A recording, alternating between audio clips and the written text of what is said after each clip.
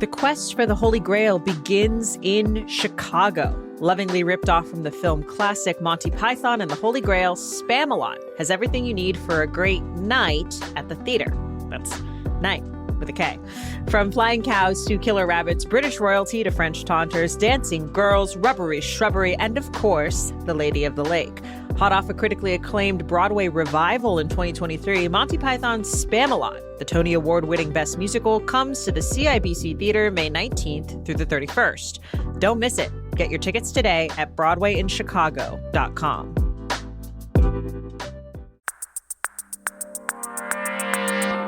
Today on CityCast Chicago, we're talking about CPS's latest budget deficit. The University of Chicago is covering tuition for more students. And when was the last time Lolla was actually worth the ticket price? It's Monday, May 18th. I'm Simona Licea, in for Jacoby Cochran, and this is what Chicago's talking about.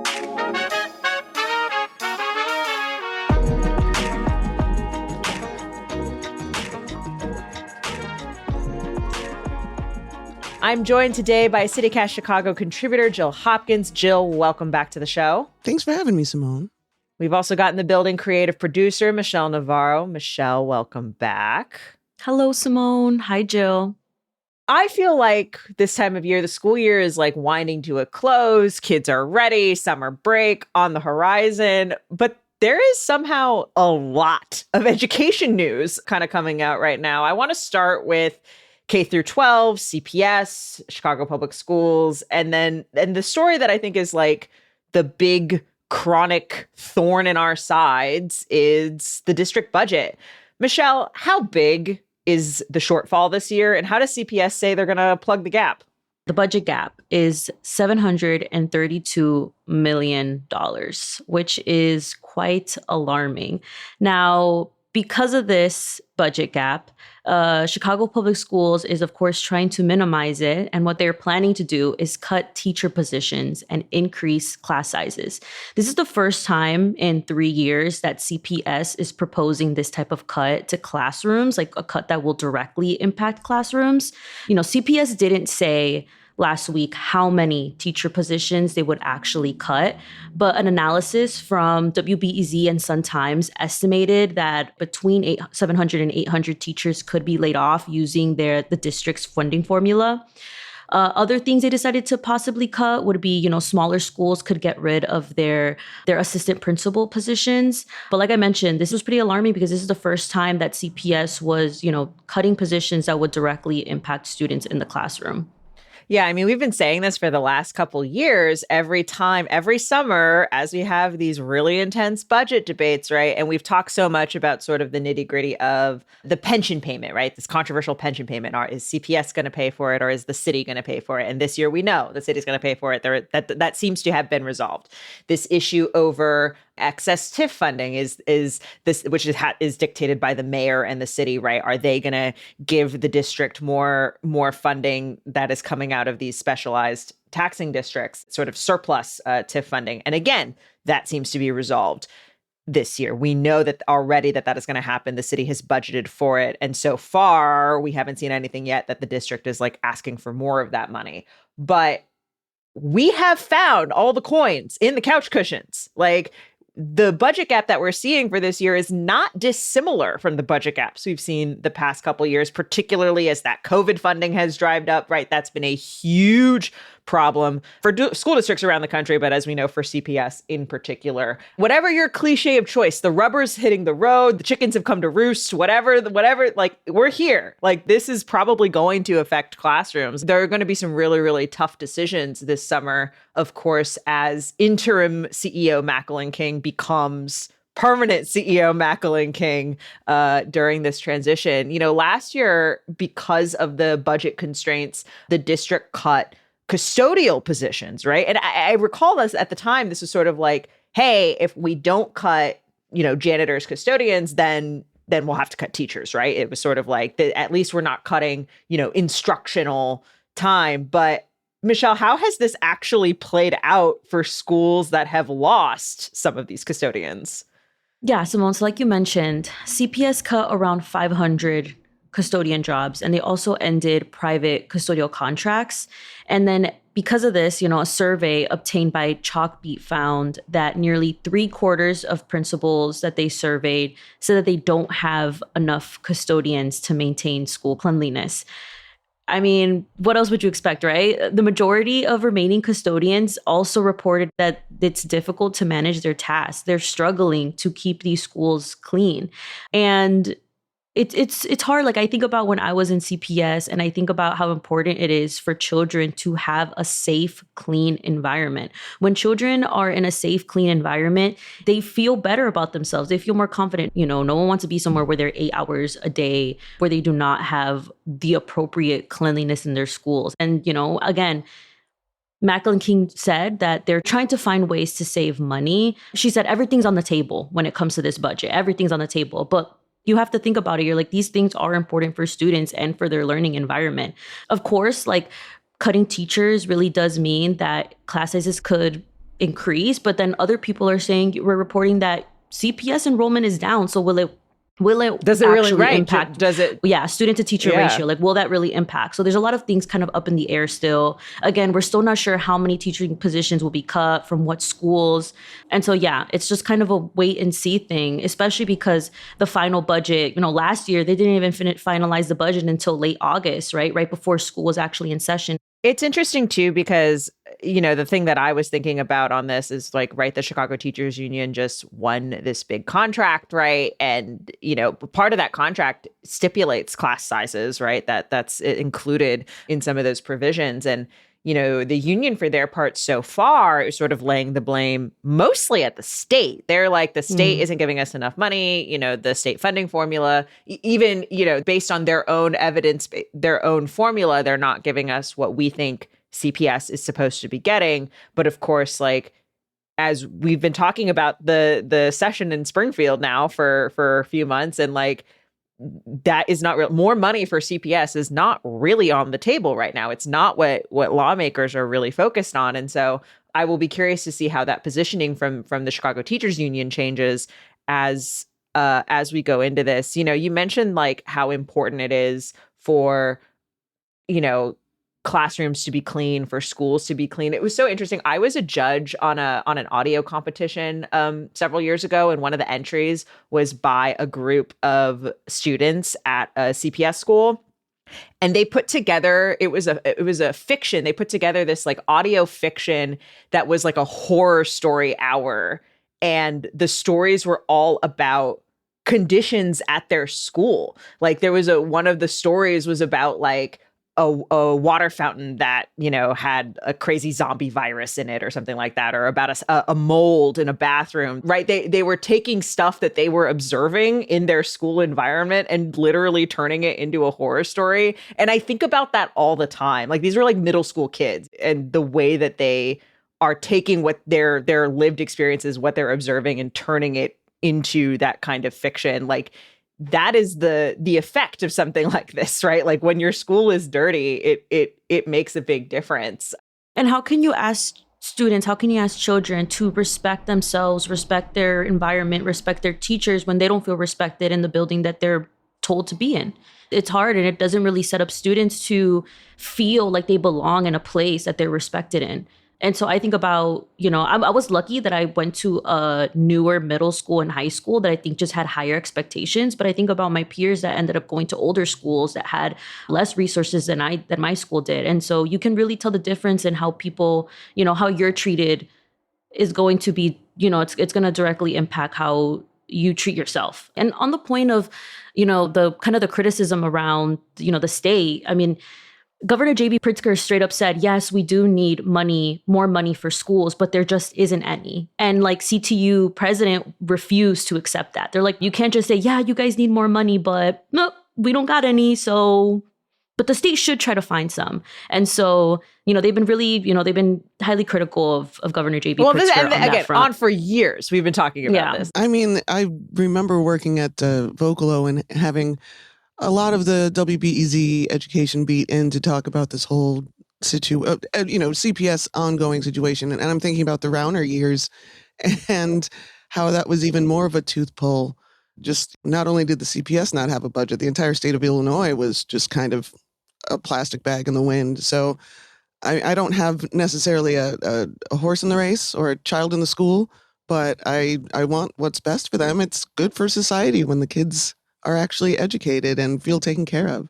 On top of the budget woes at the district, Macklin King has now yet another thing that has been thrown onto her plate. You know, we talked last week about how the Department of Justice is investigating Illinois schools, and this is related to like gender content in curricula. And CPS as a district isn't part of that investigation, but now King has been subpoenaed by a congressional committee. Michelle, what do they want her to talk about? Yeah, so this is a Republican-led congressional committee, and they want King to testify to address, quote, attacks on parental rights, inappropriate content, and legal abuses in schools. Now, this hearing is to take place on June 10th, and it's part of this larger conservative effort to investigate diversity, equity, and inclusion in public schools. So this isn't really that surprising. But right, in this the letter is to where King, it's a yet another ongoing, kind of right, thing in the attacks against DEI, or you know, essentially just in the attacks against teaching an expanded and expansive inclusive curriculum. Right. And so it's part of this larger movement to investigate diversity, equity, and inclusion programs in public schools.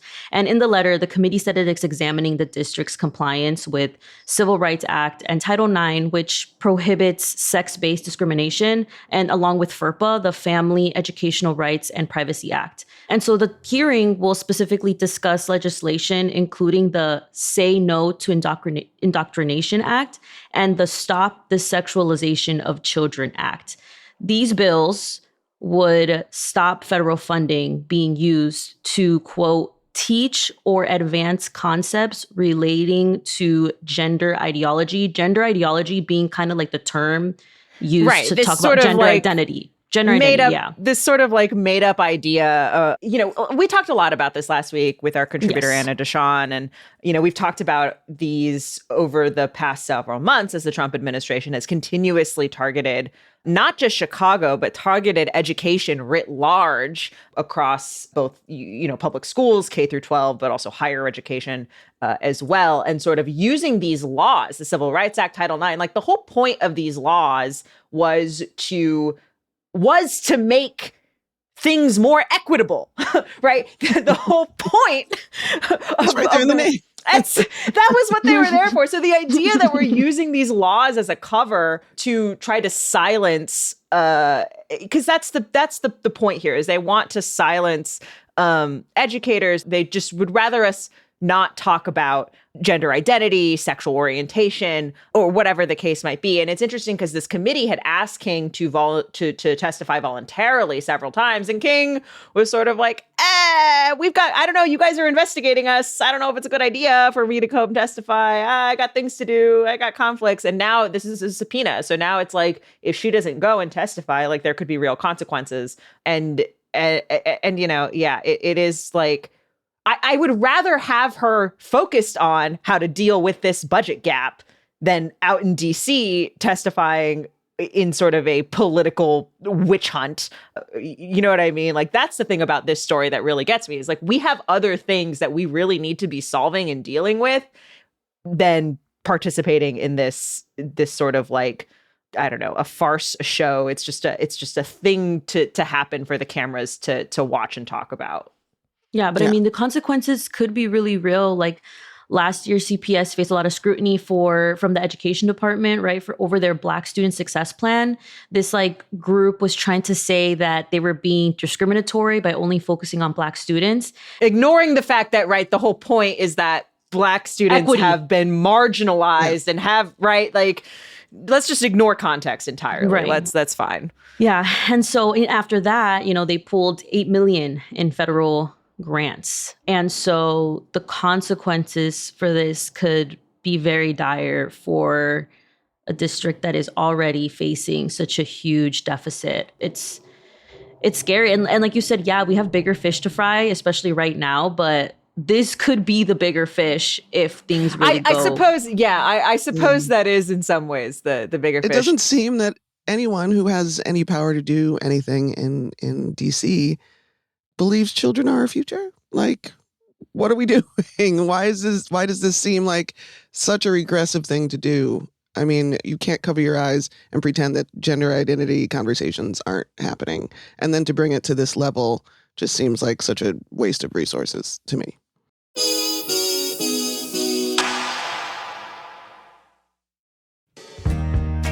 The weather is finally warming up, and maybe you like me and you dreaming about getting away, right? Maybe getting outside your comfort zone, taking a break, relaxing by some water, seeing something brand new.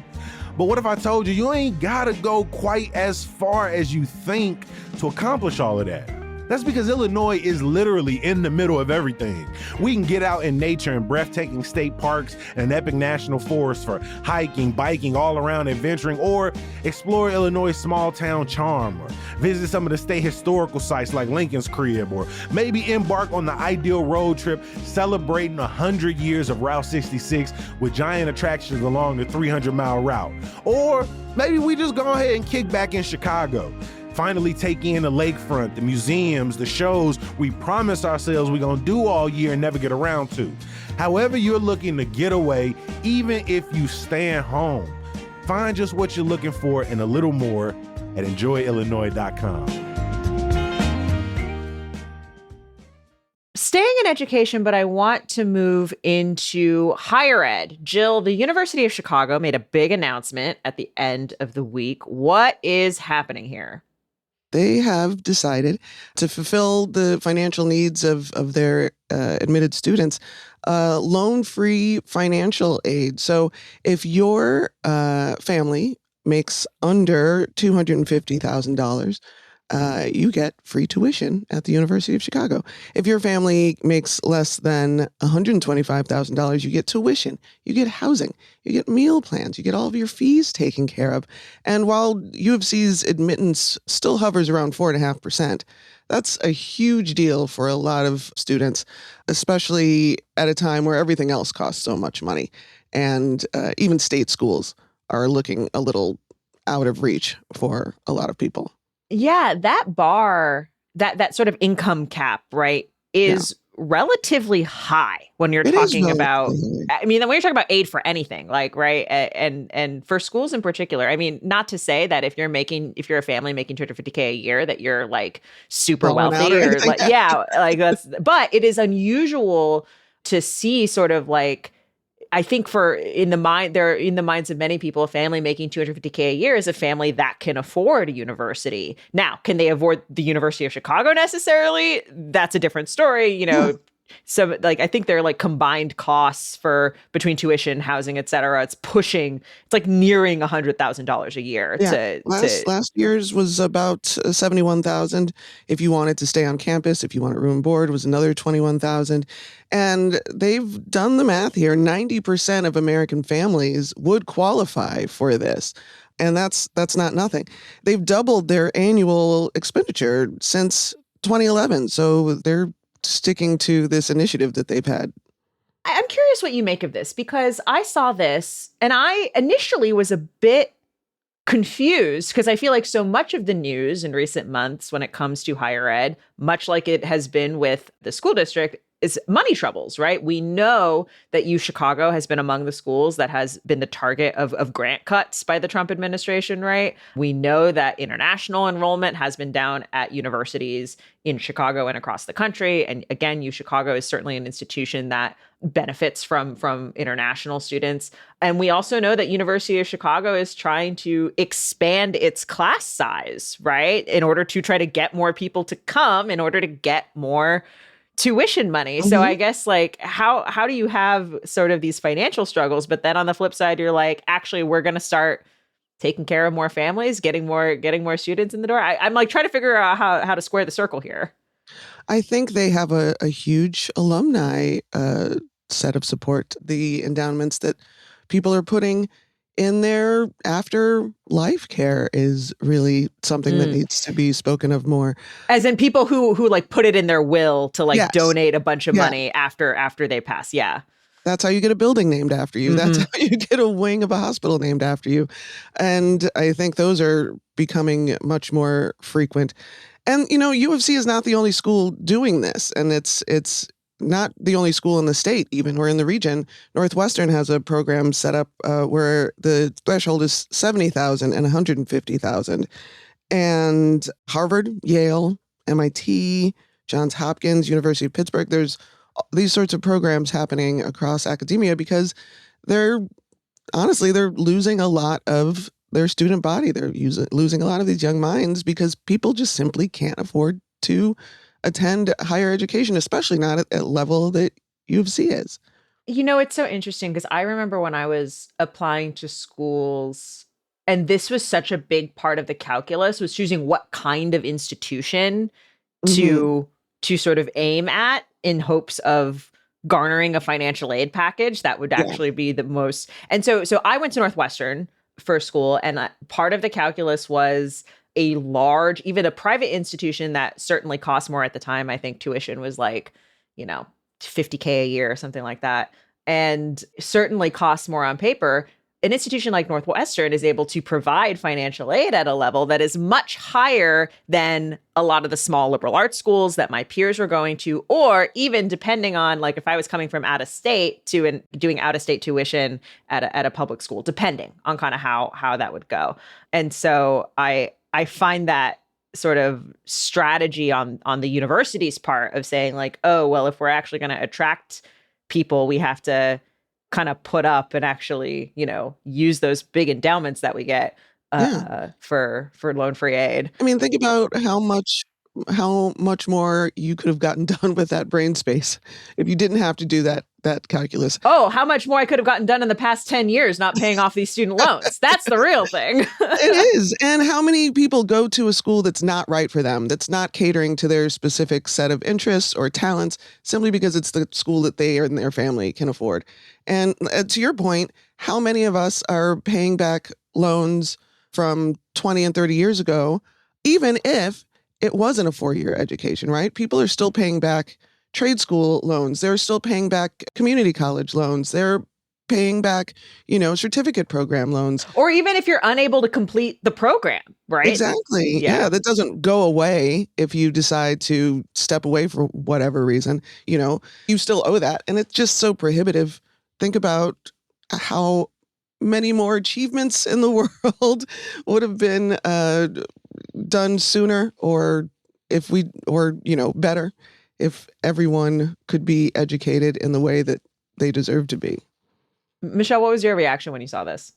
It made me so happy to think about all the CPS students that, like, I just feel like their world just opened up. I was trying to put myself in the shoes. Like, if I was in high school right now and I heard about this, like, I would be over the moon thinking, oh, wow, I actually have a chance at possibly, because my attendance to college was contingent upon cost and funding, 100%. I went to the school that gave me the best financial aid package. And that was always the plan, because I knew that I didn't want to be in student loan debt. I didn't want to put my parents through debt.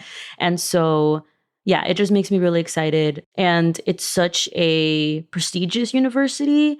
And it's one that is so close to us. As a Southsider, like, it was always just right there for me. I lived on 55th. And so just to have this institution that was so close but felt unreachable, like for it to now feel so open to Chicago public students, it just makes me really happy. Especially, like you mentioned, Simone, it's such surprising good news in a time where funding for education is just getting tore up. Yeah. I know, but the surprisingness of the good news makes me skeptical. Like, it makes me like, I'm like, what's the catch? catch? Feed What's like, happening looking on through the other fine side? print? Like, what are they like? What do you have to like give for this, right? But well, or but just like, what does this say?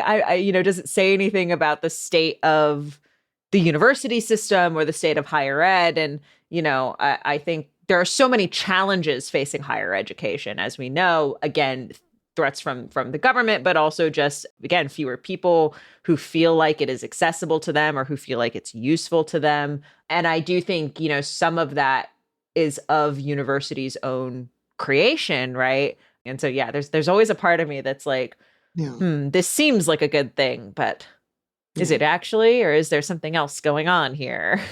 One thing that I found that a lot of people were asking about in comments sections in in the posted articles, is there an age limit? Is this something Mm, that, interesting. let's say you're post grad age.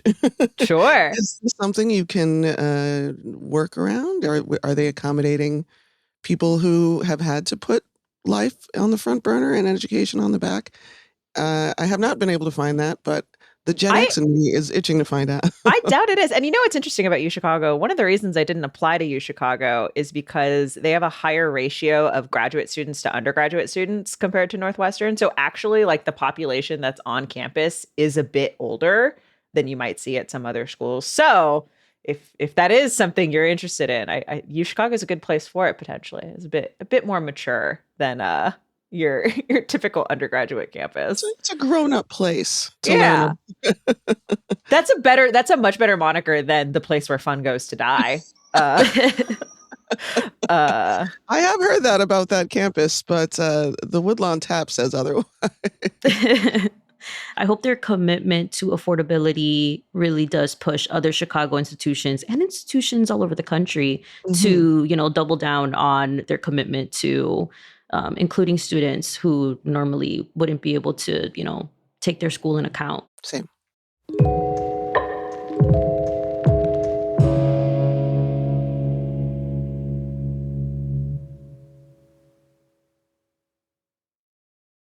Moving away from education, now we're going to have some fun. We're really talking about summer break. The Lollapalooza Day by Day lineup has dropped. It's worth noting that there are still some one-day general admission tickets left, but the 4-day passes are sold out across the levels. The VIP to the platinum, they're gone. No more 4-day passes, just a wait list. But, the return of Lolla, looking at that schedule and not recognizing 98% of the artists who were on that list, brought to mind for me a question, which is, when is the last time you feel like Lollapalooza was worth the ticket price? Jill, I'm curious what you think about this, because I know this is definitely in your world something you've been watching for a while, I feel. I was just a wee Jill back when it was still a traveling festival. And because of that, I was always grounded. So I never got to go until about 2007. And that was, the Daft Punk year that everybody refers to. So I think the bar was set really high for me at first. And I've been to a few Coachellas. I've been to every Riot Fest. So, festivals don't scare me necessarily. But Lollapalooza does a little bit. It is Why is that? It's that girl. It is like the popular girl in school. It's the girl who always has her hair done and her nails done. She's always got the often poppin' outfits. And, that's like running into a bunch of them on the train and just hoping they don't make you cry accidentally. And I work in live music, so I recognize more of the bands than I probably would if I didn't. But then I have to remember that they're not talking to me anymore. I am out of their demographic. I went to 2007, 2010, every year between 2014 and 2019. But that was for work. That was for work. That was me in the press area, getting it done, sweating. But the last time I went for fun was in 2022 to see Metallica, because that's always hilarious to see Metallica at a young people festival. So is there a particular year you think you would go back to, relive if you could? I'm going to say 2010, because I would love to see Soundgarden again one more time. We didn't know it was going to be your last chance until it had happened, and it was one of the best bands in the world, and they put on a heck of a show. I think a lot of people learned that day what those four men were capable of. Michelle, what about you? What was the year you'd go back to, or the last year you thought it was worth the ticket price? So I've only gone to Lollapalooza once, Okay. and that was 2019. And so I would say, because that was the year that I thought it was worth it and why I bought a ticket, I would say it was the year you had already decided. I got a 1-day pass. Okay. I believe I only went 1 day or 2 days. I'm not quite sure, but I did not go all 4 days because the Yeah. 4 day was still out of my budget back then. I was a college student, but I really wanted to go because I'm a big Strokes fan. So the Strokes were there. Yes. Childish Gambino. I'm a huge Oh, Childish Gambino fan. And Tame Impala was there. And I love Tame Impala as well. And so for That me, is like, a really because- good lineup. Yeah, it was really good. And so because of those three were headlining and they're three of like my favorite artists/groups, I was like, okay, I have to go. And it was like a pre-graduation gift to myself. And I had so much fun. I definitely want to go back to Lollapalooza, but I just think like I'm more of like, I can't do the 4 day. I would want to do 1 or 2 days. And I always tell myself, okay, if there's a day that like lines everyone that I want to see up, I would do it again. But it just hasn't happened in the last No, couple they years. split them up so that you can, so you have to go back. Right. So you got to Of do the course. 4 days. No, of I course. remember working, and we were I don't remember what year it was, but there was a lull, and we knew that there was going to be a big announcement about the next year because I think it was the 20th or 25th year, and everybody's speculating, what could it be? Are they going to do like a throwback day? Then they announced that they were adding Thursday to the lineup, and everybody who was working just let out the heaviest sigh. Oh my God. Why do you hate us in so many days? That's 3 almost a is whole my week. God. 4 is a lot. That's a work week. Like, You're putting in more than a shift every time you go Yeah. too. That's work. You're absolutely right. I don't know. I mean, I wish I had the stamina for that. I really, truly do. But I am not made of that stuff anymore. The knees can't handle it. 2 hours at Perry Stage is enough for me. I wouldn't mind it. I actually think I could do it if the crowds weren't so big. You're talking like 100,000 people every day. Yeah. That's a lot. That's a lot And of it's so bodies. That's a lot of porta geographically large, potties. too. Yeah. The Oh, thing that's is though, you have to figure out what kind of festival person. Like there's people who are hardcore, will get there super early versus I'm more of like, I like to cruise around. I like to be kind of maybe the side of the crowd, go in the back where you can easily walk away whenever you want. And so definitely like the younger crowd is more of like they want to be in the mix. I still think Lollapalooza is such a cool place to walk around, enjoy live music outside. I love getting there early, even though I don't know if anyone that I know is going to be on, and just kind of like perusing all the smaller stages. I always discover new music that way. And so that's something that I'm like, part of me kind of does want to go this year because I kind of miss that, but I don't think I'm going to commit to it because it is a lot. I mean, Joe, I can't imagine actually working because even when you go for enjoyment, like you end up so tired back on the train trying to head home. Oh my gosh. Yeah, it's just geographically, you're asking a lot of people. It's a mile from end to end. Like you said, one of the best parts is hearing a band that is clearly popular enough to get booked at Lollapalooza, but you've never Right. heard them. But yeah, the 4 days open to close. Godspeed, young people. Good for you. I wish Well, you the very best. And I think the difference in price is so stark too. Like, right. So this year, a 1-day general admission pass, $185, which to my 2026 brain actually sounds pretty reasonable. Those are still Yeah. early bird prices. Like, so that's going to go up as we get closer to the day. That's the cost of like a stadium concert now for a decent Yeah. seat, $200. Like it's $200. probably a lot you can pay for nosebleeds, maybe $100. But if you want to be in the mix at a regular, like if you want to go to see a show at the United Center or Soldier Field, Yeah. like that's around the same price you would pay for one act, But- right? But of course, it was news when Lollapalooza prices for a 2-day festival hit $115 in 2005. So, yeah. Either way, Yeah. And this is I'm hearing more and more, like you said, a pre-graduation present. People are getting their kids 4-day Lollapalooza passes as a graduation present. And I think that's perfectly appropriate. yeah, that is something to look forward to. I think I do love it when you see like all the kids out and like the kids on the train from the suburbs, and they're just like making a fuss and Covered in it's glitter. Just so much glitter. The glitter is everywhere. is everywhere. What I really want for them is to be safe because Yes. these things can turn left very quickly if you aren't quick on your feet, if you're not hydrated, if you're not eating enough, if you don't wear sun protection, if you're not well rested. I don't love it when, somebody clearly underage is clearly intoxicated and the sun is still out. I'm just like, this is not going to end well for you. Be safe out there. We're going to link to that day-to-day lineup. Of course, some of the headliners this year, Lorde, the XX, Charlie XCX are the ones I know. The Smashing Pumpkins? Smashing Pumpkins, yes. Freddie Gibbs and Smashing Pumpkins all at the same time, all Chicago and Northwest Indiana. That seems unfair. Just saying. It does.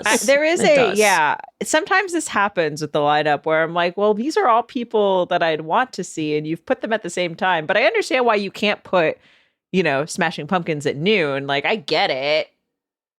But also, I wouldn't mind. Like, I wouldn't mind, a 1 p.m. Smashing Pumpkin show. I think that'd be great. I don't think they'd mind either. I want to thank our guest today, CityCast Chicago contributor Jill Hopkins. Thanks so much for joining us. Thank you. And creative producer Michelle Navarro. Thank you. Thank you. And some good news before we let you go, or at least a story that feels kind of whimsical. Apparently, an angler found an eel in the Chicago River. And at first I was like, oh, I didn't know there were eels in the river. And it turns out there usually aren't. I guess there are reasons it's like hard for the eels to get to the river, but also it's really hard for researchers to actually track them.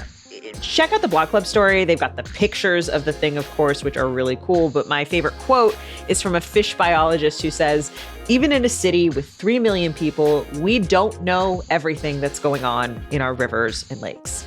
And I think on the one hand, that is maybe a little bit terrifying, but I also think it's kind of beautiful. So that counts as good news for me. I'm going to drop a link to the story in the show notes. We're going to be back bright and early tomorrow. We'll talk to you then.